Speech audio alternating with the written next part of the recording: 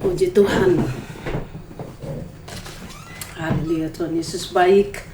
Kiranya Tuhan Yesus memberkati semua di tanah Papua. Lagu yang tadi nyanyikan adalah lagu penyembahan pujian pada Tuhan, mempermuliakan nama Tuhan. Haleluya, dari segala bangsa, suku bangsa dan bahasa semua akan datang dan memuliakan Tuhan. Segala pujian bagi Tuhan. Bapa, saya berdoa pada saat ini kiranya Engkau memberkati semua yang mendengar Bapa, dan Engkau mengurapi firman-Mu dan mempermuliakan nama-Mu di ufuk timur tanah Papua, sesuai dengan nubuatan-Mu Tuhan dalam firman Tuhan. Haleluya. Dalam nama Yesus, semua yang percaya pada Tuhan Yesus sama-sama katakan amin. Haleluya. Bapak Ibu yang Tuhan kasihi, ada satu hal yang saya mau sampaikan tentang mimpi yang Tuhan berikan. Saya sudah sampaikan dalam bahasa Inggris, tapi saya belum sampaikan dalam bahasa Indonesia. Jadi saya akan sampaikan tentang mimpi yang Tuhan berikan. Itu saya lihat dalam mimpi, saya sedang tidur dan saya mimpi pada waktu saya sedang puasa, sebenarnya puasa dan doa. Dan yang saya lihat itu, saya lihat airport besar sekali, bangunan airport yang megah sekali, besar sekali. Kemudian saya lihat ada pesawat yang diparkir di pintu penerbangan untuk setiap penumpang kalau mau boarding langsung dari ruang tunggu langsung masuk ke dalam pesawat. Jadi saya lihat di airport yang besar ini hanya ada satu pesawat saja, pesawatnya besar sekali. Dan airport ini besar sekali. Saya lihat banyak orang yang lalu lalang, mereka sibuk seperti mau berangkat. Semua orang punya tiket, banyak yang punya bagasi dan sedang timbang. Ada yang masih sibuk-sibuk pelakban bagasi, ada yang masih sibuk-sibuk urus ini dan itu, yang lain masih berdiri-berdiri saja dan cerita-cerita. Yang lain hanya datang dan nonton-nonton saja, semua penumpang yang mau berangkat. Yang lain datang hanya untuk jualan, sama seperti airport-airport yang ada seperti yang ada di Papua, itu airport Sentani atau airport Biak. Jadi tidak semua orang berangkat, ada yang datang untuk antar, ada yang datang untuk jemput. Jadi saya lihat kegiatan di airport itu berjalan dengan penuh kesibukan. Tapi saya dengar ada suara panggilan untuk semua penumpang diperintahkan untuk masuk ke ruang tunggu. Semua penumpang diperintahkan untuk segera check-in dan masuk ke ruang tunggu segera karena pesawat akan diberangkatkan. Tapi saya lihat banyak penumpang yang hanya lihat pada jam dan mereka bilang masih lama. Jadi mereka masih tetap saja berada di luar. Kalau di Papua ini biasanya boarding pass ada di tangan, masih ada di luar sana. Kalau di Sentani itu ada di luar parkiran sana, jauh sekali. Sampai sudah dengar pesawat boarding sudah ini, baru kadang mereka panggil nama, baru lari dari parkiran langsung masuk ke ruang tunggu dan langsung naik pesawat. Kalau security tahan bisa baku hantam di pintu. Jadi saya lihat itu penumpang diperintahkan untuk segera check-in dan naik pesawat, masuk ke ruang tunggu segera karena pesawat akan diberangkatkan. Saya lihat mereka yang masuk ke dalam ruang tunggu sudah memiliki boarding pass. Semua orang saya lihat sudah punya tiket. Mereka yang di airport semuanya punya tiket, tetapi yang punya boarding pass hanya sedikit orang. Mereka ini yang dengar. Mereka dengar dan mereka langsung masuk ke dalam ruang tunggu. Jadi mereka tidak lalu lalang lagi di luar. Setelah mereka check-in, punya boarding pass, mereka masuk. Semua punya tiket, tapi yang punya boarding pass saja yang bisa masuk ke ruang tunggu. Waktu saya lihat semua ini, yang berdiri di samping saya Tuhan Yesus. Jadi Tuhan bilang pada saya, dia bilang perhatikan. Seolah-olah perintah Tuhan untuk memperhatikan semua kegiatan yang terjadi. Jadi saya perhatikan. Saya lihat petugas sibuk sekali untuk check-in, mereka berikan boarding pass dan saya lihat orang-orang yang berdiri itu semua. Ada satu orang yang saya kenal, anak rohani dari Australia. Yang lainnya saya tidak kenal, tapi mereka semua berdiri dalam posisi sedang menuju untuk check-in dan mempunyai boarding pass. Tapi mereka yang berbaris untuk menerima boarding pass ini barisannya kecil sekali dan pendek. Sedangkan penumpang yang punya tiket itu semua masih sibuk di luar. Tidak ada yang masuk dan saya lihat kebanyakan dari penumpang itu masih sibuk urusan barang. Mereka masih sibuk dengan barang-barang yang mereka harus bawa. Sedangkan yang saya lihat ada yang berdiri dan cerita-cerita lebih banyak, dan panggilan tidak dihiraukan, tidak diperhatikan. Kemudian mereka yang punya boarding pass ini hanya sedikit orang saja. Akhirnya mereka masuk ke dalam ruang tunggu, kemudian pesawat pintu terbuka, dan saya lihat mereka masuk, petugas yang check-in pergi dan berdiri di pintu, dan mereka dipersilakan untuk naik ke dalam pesawat. Nah, setelah semuanya sudah naik dalam ruang tunggu, itu hanya sedikit orang. Setelah semuanya sudah masuk ke dalam pesawat, kemudian saya lihat ada banyak orang-orang penting sekali, VIP, orang-orang penting sekali yang masuk ke dalam ruang check-in, dan mereka mau check-in, mereka punya tiket di tangan, tapi tidak ada petugas yang melayani. Jadi kemudian mereka minta pada satpam security untuk segera panggil petugas, karena mereka ini orang-orang penting dan orang-orang terkenal, jadi mereka harus dilayani secara istimewa dan khusus, dan mereka punya hak untuk datang terlambat karena mereka itu punya hak istimewa untuk langsung masuk ke dalam pesawat. Tapi tidak ada petugas, jadi saya lihat orang-orang ini mereka pakaian dasi lengkap dan mereka marah dan tidak senang. Jadi saya lihat security telepon untuk panggil petugas, tapi yang jawab pilot pesawat yang jawab, dan saya kenal suaranya, Tuhan Yesus sendiri.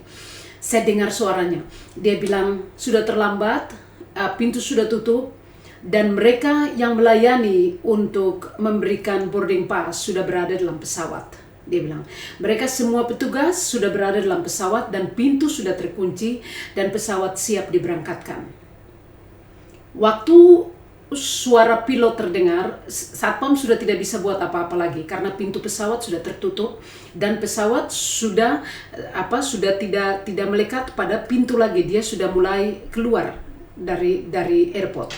Jadi waktu saya lihat itu, roh saya dibawa kembali ke ruang tunggu untuk lihat posisi orang-orang ini bagaimana.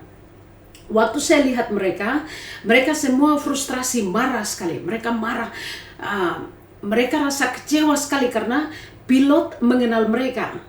Pilot kenal mereka dan pilot tahu bahwa mereka ini orang-orang penting yang melayani pilot, dan mereka bekerja buat pilot. Pilot tahu hal itu. Jadi mereka frustrasi benar-benar karena pekerjaan mereka itu sepertinya tidak dihiraukan lagi. Pekerjaan mereka itu sepertinya sia-sia saja. Karena mereka terlambat, pilot langsung saja berangkat. Jadi saya merasa betul-betul frustrasi mereka. Seolah-olah kuasa Roh Kudus membawa saya kembali ke ruang tunggu untuk melihat bagaimana mereka frustrasi. Mereka marah dan benar-benar kesal sekali, frustrasi. Kemudian saya lihat pribadi saya sendiri sedang bicara dengan satu bapak. Jadi saya sedang bicara dengan bapak ini untuk berbicara tentang dia, untuk bagaimana dia harus memperbaiki hubungan dan masuk hubungan dengan Tuhan. Jadi saya masih melayani dia. Jadi masuk ke dalam kekudusan dengan Tuhan dan menerima Tuhan. Jadi saya sedang berbicara dengan bapak ini, tiba-tiba Tuhan Yesus berdiri samping saya dan Tuhan bilang sudah cukup. Tuhan bilang sudah cukup. Engkau masuk segera, sudah cukup, tinggalkan dia. Jadi kata Tuhan sudah cukup itu seperti perintah kepada saya punya hati, tubuh, jiwa, dan roh. Saya langsung taat dan tinggalkan Bapak ini dan langsung patuh Tuhan dan ikuti dia. Hal ini terjadi sebelum keberangkatan, sebelum semuanya masuk dalam pesawat ya.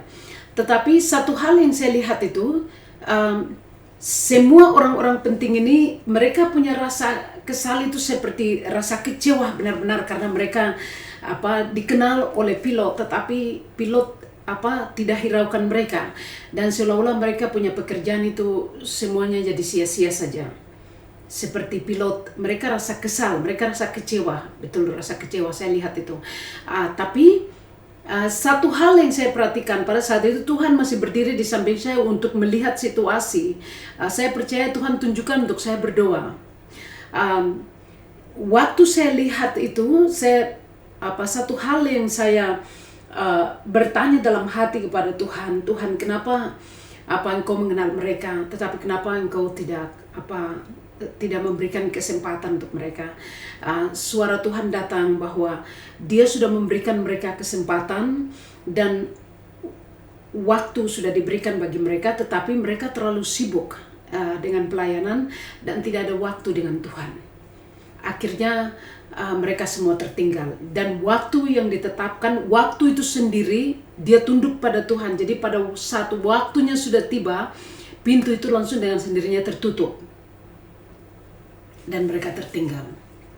Sebanyak orang sekali di airport itu yang tertinggal, punya tiket tapi tidak bisa naik pesawat. Semuanya tertinggal. Dan satu pesawat ini saya lihat dia lari di landasan dan dia berangkat. Dan hanya satu pesawat itu saja.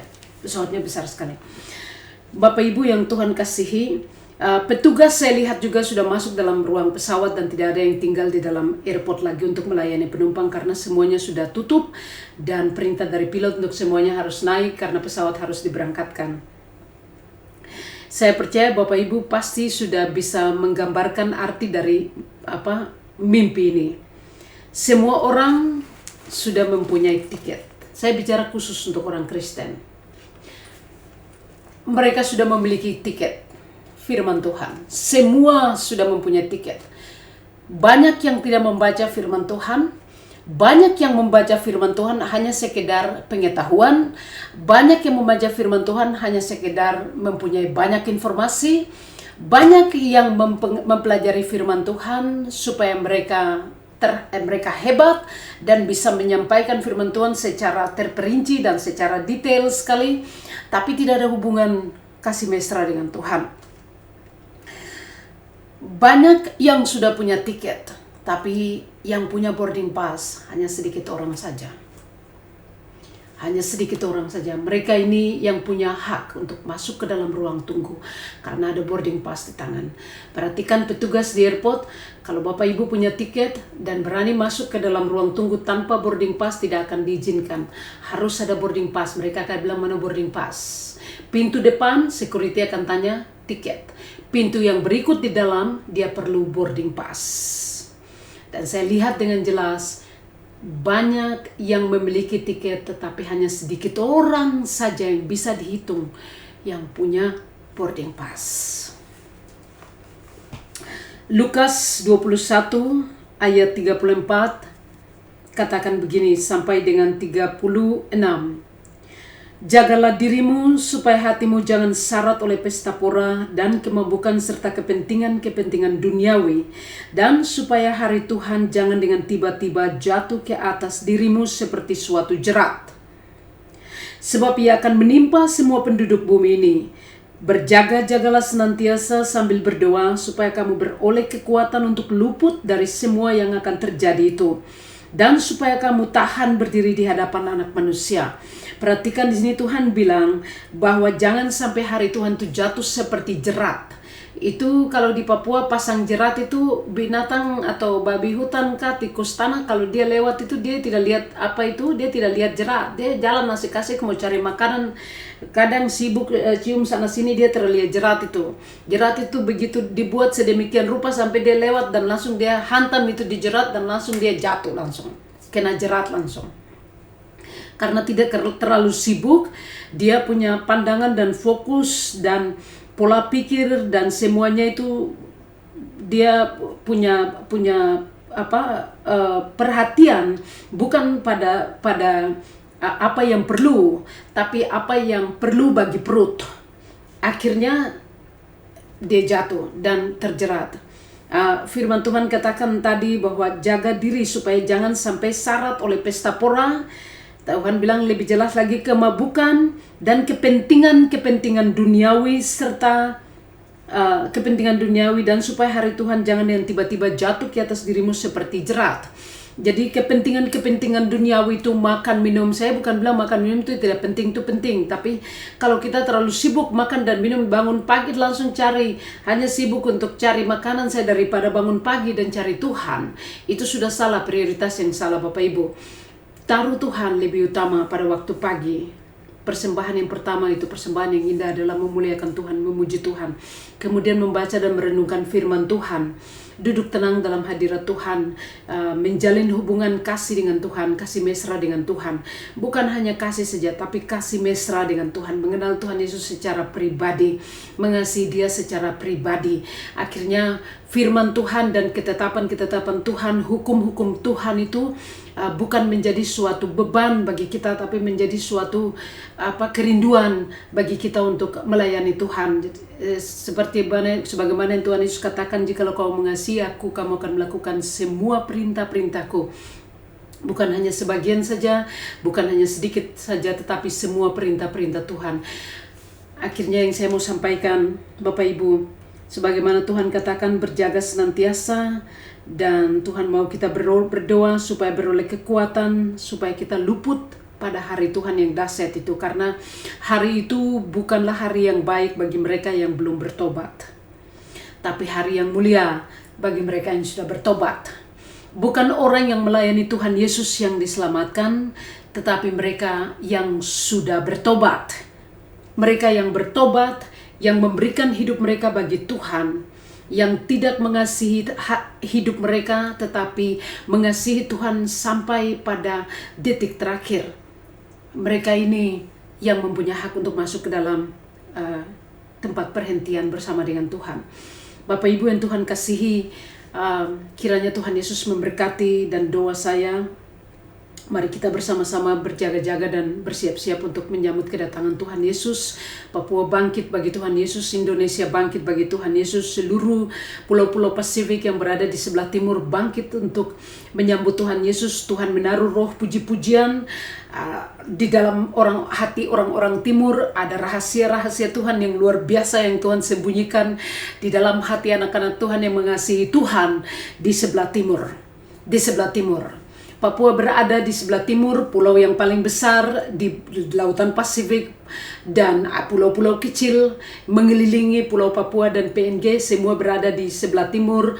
Dan Tuhan Yesus bilang seperti kilat yang menyambar dari arah timur ke barat. Tuhan Yesus bisa bilang kilat bisa datang dari sebelah barat ke timur, atau dari utara ke selatan. Dia bisa pilih di mana saja kilat itu bisa datang. Tuhan bisa bilang demikian, lihat ke langit, kilat bisa muncul di mana saja. Kenapa Tuhan harus bicara secara khusus sekali seperti kilat yang menyambar dari timur ke barat? Bapak Ibu bangkit segera. Roh puji-pujian dan roh tari-tarian Tuhan taruh di sebelah timur, supaya kita bangkit untuk menyambut Tuhan Yesus Raja Kemuliaan. Banyak orang yang pergi ke gereja dan mereka senang untuk ke gereja karena mereka sudah jadi kewajiban untuk ke gereja. Jadi kedatangan Tuhan Yesus mereka sepertinya tidak mau, karena nanti tidak bisa pergi gereja. Loh, ke gereja kan karena mengasihi Tuhan, bukan kita ke gereja karena kita mau bertemu dengan Tuhan. Tapi dengar kedatangan Tuhan, dorong langsung kepala sakit. Aduh, Tuhan Yesus datang belum siap. Jadi tidak percaya dan apa segala macam. Berarti Bapak Ibu harus bertobat. Sebenarnya berita tentang kedatangan Tuhan Yesus itu sebenarnya membuat kita orang-orang Kristen yang rajin beribadah itu bersuka cita. Karena Tuhan sudah dekat, akhirnya kita akan memandang Dia muka dengan muka. Jangan bikin seperti gereja ini suatu kewajiban untuk pergi ke gereja dan suatu kegiatan setiap hari Minggu untuk ke gereja. Kebaktian ibu-ibu, kebaktian pemuda, anak-anak sekolah minggu jadi kegiatan rutinitas setiap hari Minggu dan setiap minggu berjalan. Jangan buat seperti demikian. Bapak Ibu dan saya ke gereja karena mengasihi Tuhan, karena rindu akan bertemu dengan Dia, supaya pada saat bunyi sangkakala datang, Bapak Ibu dan saya sudah siap untuk menyambut Tuhan Yesus. Kiranya Tuhan Yesus memberkati. Saya akan berdoa. Bapa, saya berdoa kiranya Engkau memberkati semua telinga yang mendengar, dan kiranya Engkau memberikan roh pengertian lebih daripada kata-kata biasa yang sudah disampaikan ya Tuhan. Tetapi kiranya Engkau memberikan lebih mendalam Bapa, oleh kuasa Roh Kudus-Mu. Engkau mengurapi semuanya, teristimewa firman-Mu dan mimpi yang Engkau perlihatkan, supaya setiap kami bersiap-siap untuk menyambut Tuhan Yesus yang akan segera datang. Bapa, tolong kami agar jangan kami datang beribadah atau melakukan segala sesuatu hanya sebagai rutinitas dan kegiatan-kegiatan gereja yang biasa-biasa saja. Tetapi robah kami, jamah hati kami, dan buatlah kami bertobat Tuhan, supaya kami dilayakkan berdiri di hadapan anak manusia, yaitu Tuhan Yesus sendiri pada hari yang dahsyat itu. Terima kasih Bapa, urapi kami maka kami pun diurapi, berkati kami maka kami pun diberkati Tuhan. Jamah kami dan buatlah kami bertobat, maka kami pun akan bertobat dan menyerahkan kehidupan kami sepenuhnya kepadamu. Bapa, terima kasih curahan Roh Kudus-Mu di atas tanah Papua ya Tuhan. Di dalam nama Tuhan Yesus Kristus, berikan kami roh kerendahan hati Bapa, dan singkirkan segala roh kencongkangan, kesombongan, keangkuhan hidup. Tetapi berkati kami dengan kerendahan hati Tuhan di hadapan-Mu. Terima kasih Bapa, bangkitkan kami maka kami pun akan dibangkitkan pada hari-hari terakhir ini untuk menyambut Tuhan Yesus yang akan segera datang. Terima kasih Bapa, bawalah kami masuk ke dalam tempat perhentian-Mu Tuhan, di dalam nama Tuhan Yesus Kristus, sesuai dengan Matius 11 ayat 28 sampai 30, Yesaya 55 ya Tuhan ayat 1 sampai 3, Yesaya 30 ayat 15 dan 16 Tuhan. Bawalah kami Tuhan ke tempat perhentian itu, segarkan jiwa kami Tuhan, dan kenyangkan kami dengan kasih-Mu Tuhan, supaya kami tenang di dalam hadirat-Mu Bapa. Terima kasih Bapa, segala pujian, hormat, dan penyembahan bagi-Mu dalam nama Tuhan Yesus Kristus. Haleluya. Semua yang sudah diberkati sama-sama katakan amin. Tuhan Yesus memberkati dan shalom.